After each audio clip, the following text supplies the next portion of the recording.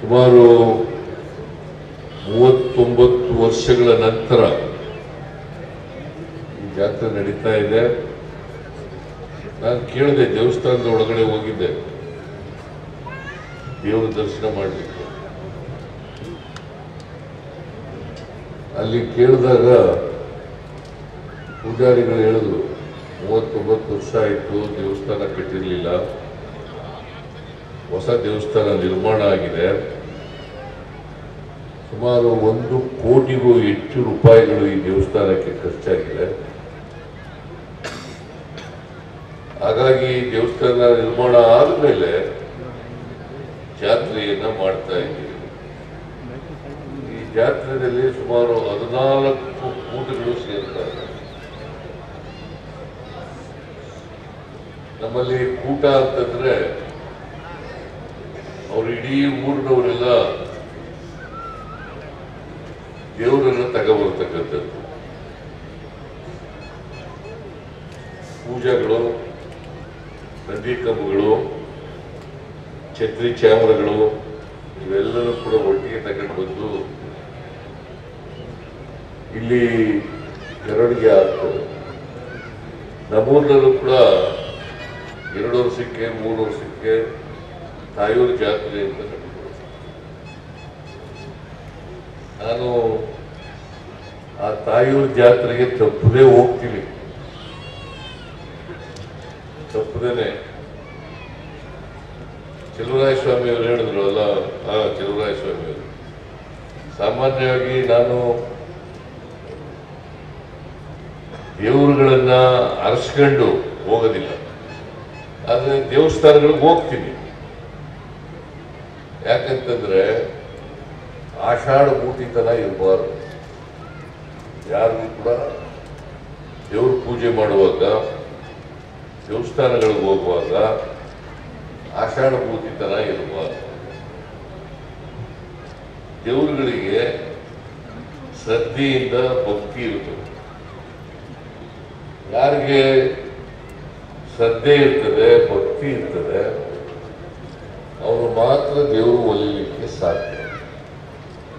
ಈಗ ನಾವು ಸಮಾಜದಲ್ಲಿ ಮಾಡಬಾರ್ದನ್ನೆಲ್ಲ ಮಾಡಿ ದೇವ್ರ ಪೂಜೆ ಮಾಡ್ಬಿಟ್ಟ ತಕ್ಷಣನೇ ನಾವು ಮಾಡದಂತೆ ಕೆಟ್ಟ ಕೆಲಸಗಳೆಲ್ಲ ದೇವ್ರಿಗೆ ಶ್ರಮಿಸ್ಬಿಡ್ತಾನೆ ಅಂತ ಹೇಳೋದಿದೆಯಲ್ಲ, ಅದು ಸರಿ ಇಲ್ಲ. ನಾವು ಕೆಟ್ಟ ಕೆಲಸಗಳನ್ನೇ ಮಾಡಬಾರ್ದು. ಮನುಷ್ಯನನ್ನ ಪ್ರೀತಿಸಬೇಕು. ಯಾಕಂದ್ರೆ ಇನ್ನೊಬ್ಬರ ಬಗ್ಗೆ ಸಹಿಷ್ಣುತೆಯನ್ನು ಬೆಳೆಸ್ಕೊಂಡಾಗ ಮಾತ್ರ ಇನ್ನೊಂದು ಧರ್ಮದವರು, ಇನ್ನೊಂದು ಜಾತಿಯವ್ರ ಮೇಲೆ ಸಹಿಷ್ಣುತೆಯನ್ನು ಬೆಳೆಸ್ಕೋಬೇಕು. ನಾವೆಲ್ಲರೂ ಕೂಡ ಮನುಷ್ಯರಲ್ವಾ? ಜಾತಿ ಆಮೇಲೆ, ಜಾತಿ ನಾವು ಮಾಡದ್ದಲ್ಲ. ಯಾರ ಪಟ್ಟಭದ್ರ ಹಿತಾಸಕ್ತರು ಸ್ವಾರ್ಥಕ್ಕೋಸ್ಕರ ಜಾತಿ ಮಾಡಕ್ಕೆ ಆಯ್ತು. ಆ ಜಾತಿನಲ್ಲಿ ಹುಟ್ಟಿದೀವಿ, ಆ ಜಾತಿನ ಅಭಿವೃದ್ಧಿಪಡಿಸಿ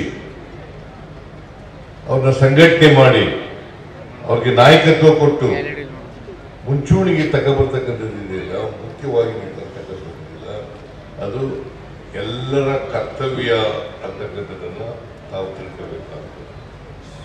ಬಾಬಾ ಸಾಹೇಬ್ ಅಂಬೇಡ್ಕರ್ ಅವರು ಒಂದು ಮಾತನ್ನ ಹೇಳಿದ್ದಾರೆ. ಏನಪ್ಪಾ ಅಂತಂದ್ರೆ, ಎಲ್ಲರೂ ವಿದ್ಯಾವಂತರಾಗಬೇಕು.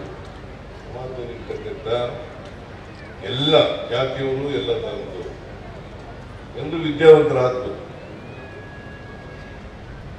ಅವರು ಅದಕ್ಕೆ 3 ಮಂತ್ರಗಳನ್ನ ಶೂದ್ರ ವರ್ಗದ ಜನರಿಗೆ, ಅವಕಾಶಗಳಿಂದ ವಂಚಿತರಾಗಿರ್ತಕ್ಕಂಥ ಜನರಿಗೆ ಹೇಳ್ಕೊಟ್ಟಿದ್ದಾರೆ.